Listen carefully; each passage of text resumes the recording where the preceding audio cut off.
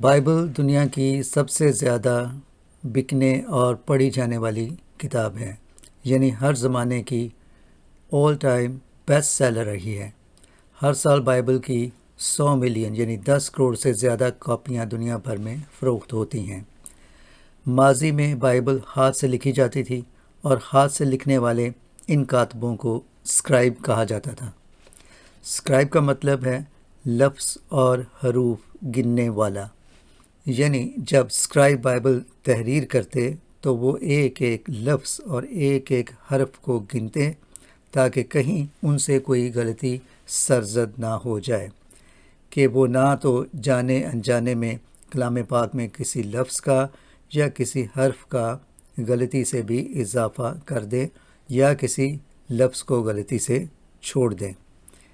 غلطی کی صورت میں پورے کا پورا صفحہ جس پر غلطی ہوتی اسے جلا دیا جاتا۔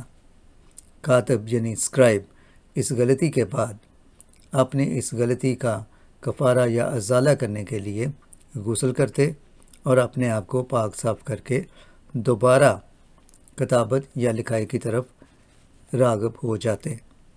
اب سوال یہ پیدا ہوتا ہے کہ بائبل کو بائبل کا نام کس نے دیا؟ بائبل کو بائبل کا پہلی بار نام 4 صدی میں کانسٹنٹینوپل کی کلیسیا کے بزرگ مذہبی رہنما سینٹ جان کرسوسٹم نے دیا۔ اس وقت انہوں نے بائبل مقدس کو لاطینی زبان میں دا ببلیا کہہ کر پکارا۔ لفظ بائبل کا یونانی زبان میں معنی کتابوں کا مجموعہ یا ایک کلیکشن آف بکس بنتا ہے۔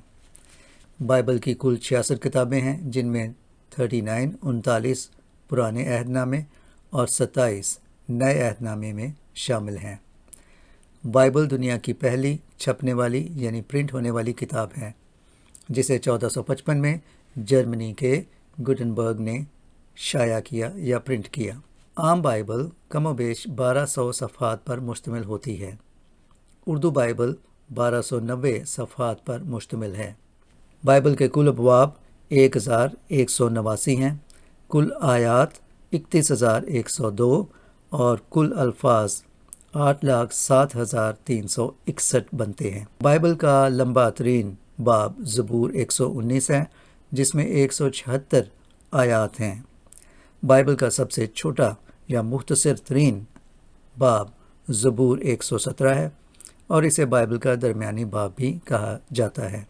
ابواب کے اعتبار سے زبور بائبل کی لمبی ترین کتاب ہے، یعنی زبور کے 150 ابواب یا چیپٹرز ہیں، لیکن الفاظ کے اعتبار سے یرمیہ سب سے بڑی اور لمبی کتاب ہے۔ یرمیہ میں 33,000 سے زیادہ الفاظ موجود ہیں۔ بائبل کی چھوٹی یا مختصر ترین کتاب یوحنا رسول کا تیسرا خط ہے، جس کے صرف 219 الفاظ ہیں۔ سب سے چھوٹی آیت یوحنا 11 باب 35 آیت ہے، جو صرف 2 الفاظ پر مشتمل ہے، یعنی یسوع رویا۔ انگلش میں بھی صرف 2 ورڈز ہیں، یعنی جیزس ویپٹ۔ بائبل مقدس کی لمبی ترین آیت آستر 8 باب کی 9 آیت ہے، جو عام انگلش ترجموں میں 80 الفاظ پر مشتمل ہے۔ بائبل کل 40 مصنفوں نے لکھی اور اسے لکھنے میں کل 1500 سال سے بھی زیادہ کا عرصہ لگا۔ جہاں تک بائبل کے ترجموں کا تعلق ہے تو بائبل سب سے زیادہ ترجمہ ہونے والی کتاب ہے۔ بائبل مقدس کا 700 سے زیادہ زبانوں میں اب تک ترجمہ کیا جا چکا ہے۔ بائبل مقدس وہ واحد کتاب ہے جو چاند پر بھی پہنچی، یعنی 5 فروری 1971 کو اپولو 14 میں سفر کرنے والے آسٹرونٹس اپنے ساتھ بائبل بھی چاند پر لے گئے اور وہاں انہوں نے بائبل مقدس میں سے تلاوت بھی کی۔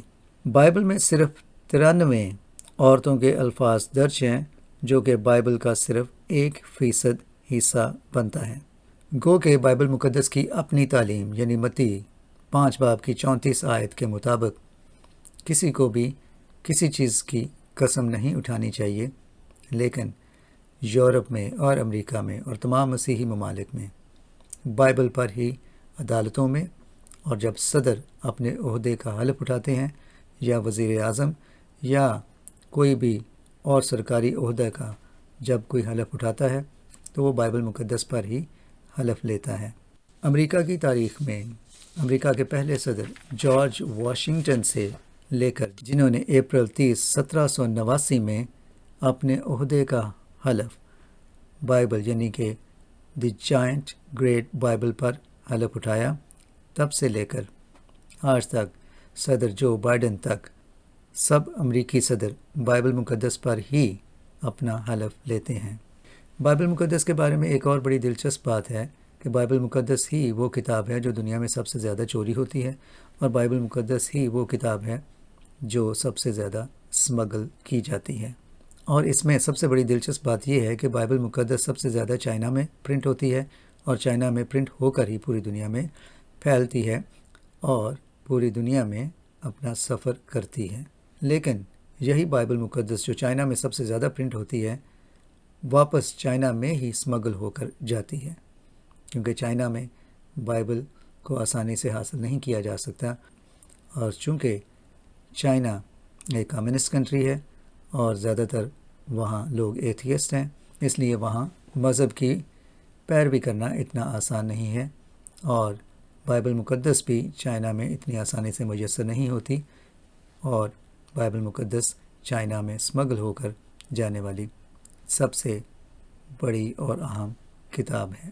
یعنی بائبل مقدس سب سے زیادہ چائنا میں ہی چھپتی ہے اور واپس اسمگل ہو کر چائنا میں ہی جاتی ہے۔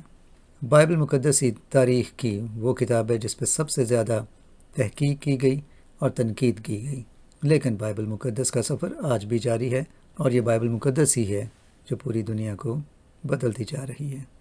God bless you all. Thank you for watching انجیلی میڈیا۔